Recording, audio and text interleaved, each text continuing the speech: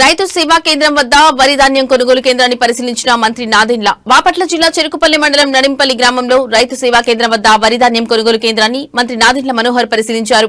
ఈ సందర్భంగా రికార్డులను పరిశీలించిన ఆయన అధికారులకు తగు సూచనలు చేశారు.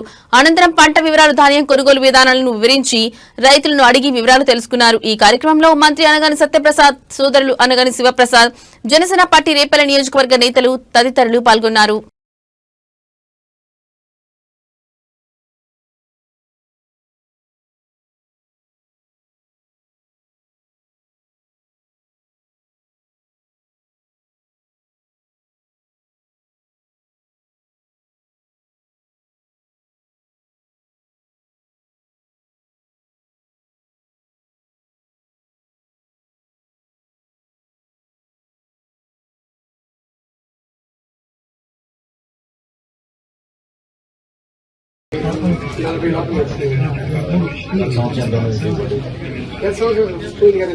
మొత్తం పోయింది అసలు మునిగిపోయి ఫస్ట్ క్రాప్ లేదు. నెక్స్ట్ బాగా నీళ్లు 10,000 ఎట్లా ఉంది మా ఈ సంవత్సరం?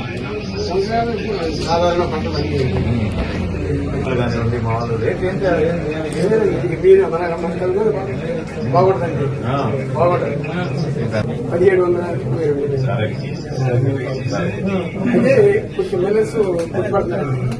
ఏమని ఇక శాతం అది 14 ఉంది. ఒక్కొక్కడు బ్లూటూత్ లేదా?